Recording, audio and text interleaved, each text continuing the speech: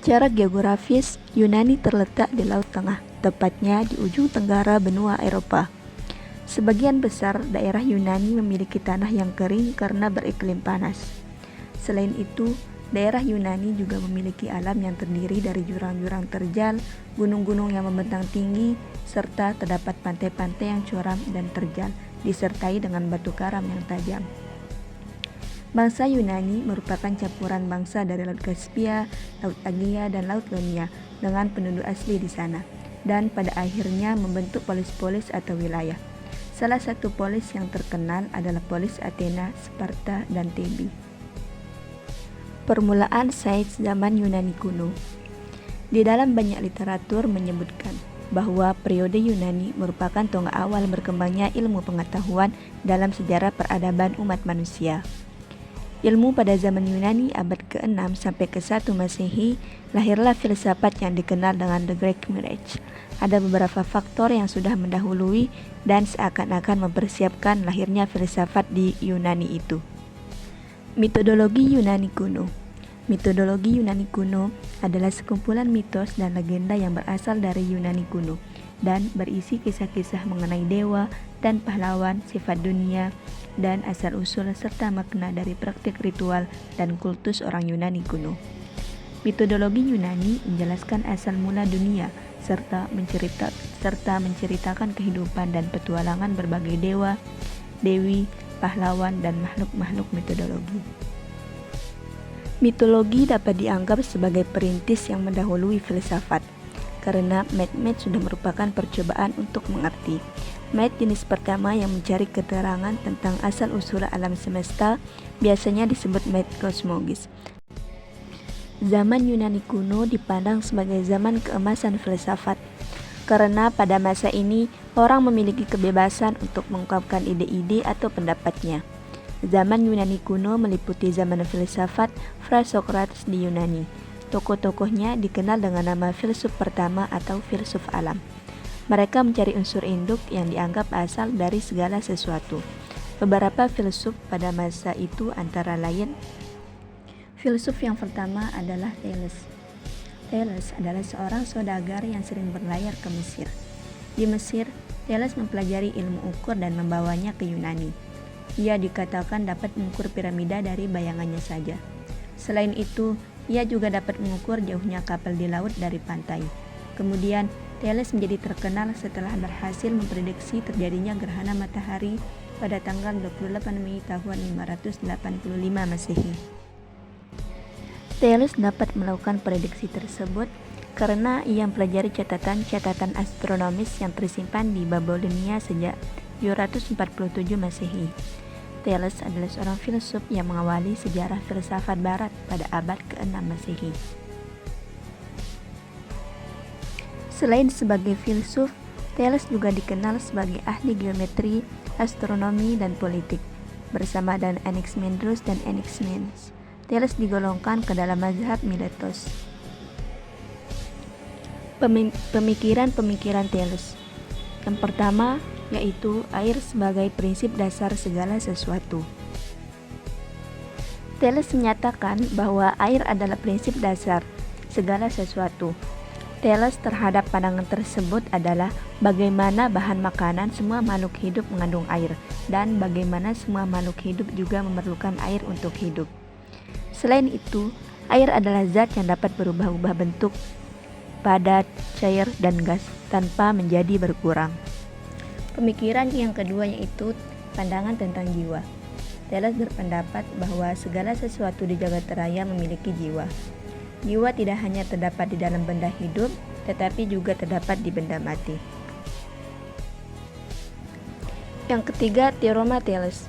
Di dalam geometri, Thales dikenal karena menyumbangkan apa yang disebut teorema Thales.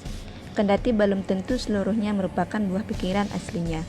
Teorema Thales berisi sebagai berikut. Jika AC adalah sebuah diameter, maka sudut B adalah selalu sudut siku-siku. Filsuf yang kedua adalah Anaximandros. Anaximandros adalah filsuf pertama yang meninggalkan bukti tulisan berbentuk prosa. Anaximandros telah menemukan atau mengadaptasi suatu jam matahari sederhana yang dinamakan gnomon. Ditambah lagi, ia mampu memprediksi kapan terjadi gempa bumi. Kemudian, ia juga menyelidiki fenomena-fenomena alam seperti gerhana, petir, dan juga mengenai asal mula kehidupan, termasuk asal mula manusia. Pemikiran-pemikiran Anaximandros. Yang pertama yaitu to everyone sebagai prinsip dasar segala sesuatu.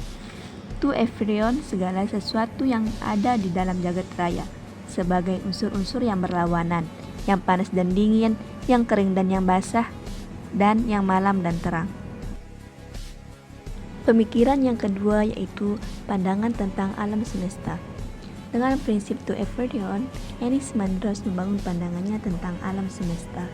Menurut Anaximandros, dari to everyone berasal segala sesuatu yang berlawanan, yang terus berperang satu sama lain. Panas berlawanan dengan dingin, dingin menjadi cair, lalu membeku membentuk bumi. Api pecah menjadi matahari dan bulan serta bintang. Bumi berbentuk elips dan panjangnya sama dengan 3 kali lebarnya. Pemikiran yang ketiga yaitu pandangan tentang makhluk hidup. Mengenai terjadinya makhluk hidup di bumi, Anaximandros berpendapat bahwa pada awalnya bumi diliputi air semata-mata. Karena itu, makhluk hidup pertama yang ada di bumi adalah hewan yang hidup dalam air, misalnya makhluk seperti ikan. Selanjutnya, tokoh filsuf yang ketiga yaitu Anaximenes. Pemikiran-pemikiran Anaximenes yaitu udara sebagai prinsip dasar segala sesuatu. Anaximenes berpendapat bahwa udara adalah prinsip dasar segala sesuatu. Udara adalah zat yang menyebabkan seluruh benda muncul, telah muncul, atau akan muncul sebagai bentuk lain. Pemikiran yang kedua yaitu tentang alam semesta. Bumi, menurut Anaximenes, berbentuk datar, luas, dan tipis, hampir seperti sebuah meja. Bumi dikatakan melayang di udara sebagaimana daun melayang di udara. Benda-benda langit seperti bulan, bintang, dan matahari juga melayang di udara dan mengelilingi bumi. Pemikiran ketiga yaitu tentang jiwa. Jiwa manusia dipandang sebagai kumpulan udara saja. Buktinya, manusia perlu bernapas untuk mempertahankan hidupnya. Ahli filsuf selanjutnya adalah Pythagoras. Pythagoras adalah seorang matematikawan dan filsuf yang paling dikenal melalui teoremanya. Dikenal sebagai bapak bilangan. Dia memberikan sumbangan yang penting terhadap filsafat dan ajaran keagamaan pada akhir abad ke-6 Masehi. Ia berpendapat bahwa bilangan adalah unsur utama alam dan sekaligus menjadi ukuran. Unsur-unsur bilangan itu adalah genap dan ganjil, terbatas dan tidak terbatas. Salah satu peninggalan Pythagoras yang terkenal adalah Teorema Pythagoras yang menyatakan bahwa kuadrat hipotenusa dari suatu segitiga siku-siku adalah sama dengan jumlah kuadrat dari kaki-kakinya atau siku-sikunya. Teorema Pythagoras menyatakan bahwa jumlah luas bujur sangkar pada kaki sebuah segitiga siku-siku sama dengan luas bujur sangkar di hipotenus. Jika sebuah segitiga siku-siku mempunyai kaki dengan panjang A dan B dan hipotenus dengan panjang C, maka A plus B aksen sama dengan C. Zaman keemasan filsafat Yunani. Zaman ini disebut dengan zaman keemasan keilmuan bangsa Yunani karena pada zaman-zaman ini kajian-kajian keilmuan yang muncul adalah perpaduan antara filsafat alam dan filsafat tentang manusia.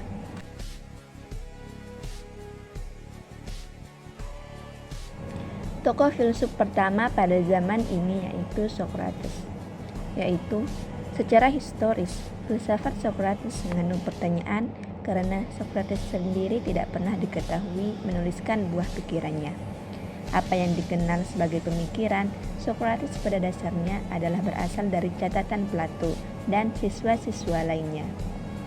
Sumbangsi Socrates yang terpenting bagi pemikiran Barat adalah metode penyelidikannya, yang dikenal sebagai metode Cleanthes, yang banyak diterapkan untuk menguji konsep moral yang pokok.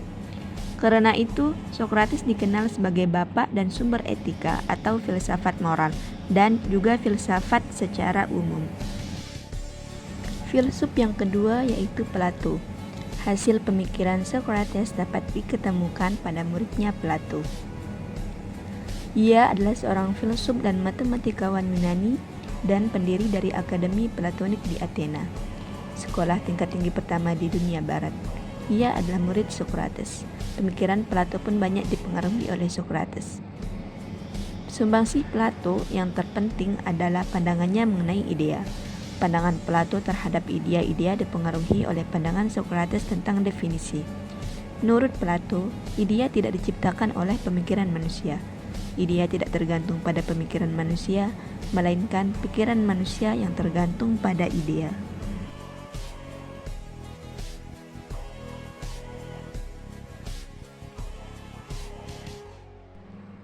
Filsuf yang ketiga yaitu Aristoteles. Berlawanan dengan Plato yang menyatakan teori tentang bentuk-bentuk ideal benda, Aristoteles menjelaskan bahwa materi tidak mungkin tanpa bentuk karena ia ada. Pemikiran lainnya adalah tentang gerak, di mana dikatakan semua benda bergerak menuju satu tujuan, sebuah pendapat yang dikatakan bercorak teleologis. Karena luasnya lingkup karya-karya dari Aristoteles, maka dapatlah ia dianggap berkontribusi dengan segala ensiklopedis, di mana kontribusinya melingkupi bidang-bidang yang sangat beragam sekali seperti fisika, astronomi, biologi, psikologi, metafisika, logika formal, etika, politik, dan bahkan teori retorika dan puisi. Aristoteles tidak saja dianggap sebagai sumber yang otoritatif terhadap logika dan metafisika, melainkan juga dianggap sebagai sumber utama dari ilmu pengetahuan. Sebagaimana yang dikatakan oleh Dans Elikier, sumbangan yang sampai sekarang masih digunakan dalam ilmu pengetahuan adalah mengenai abstraksi, yaitu aktivitas rasional di mana seseorang memperoleh pengetahuan.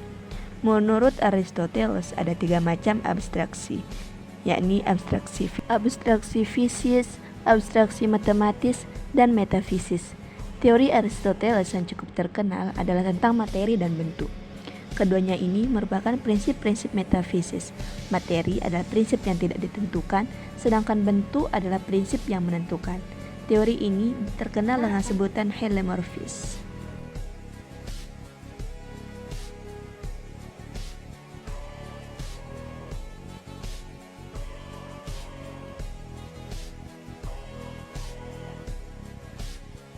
Yang pertama, teknologi air.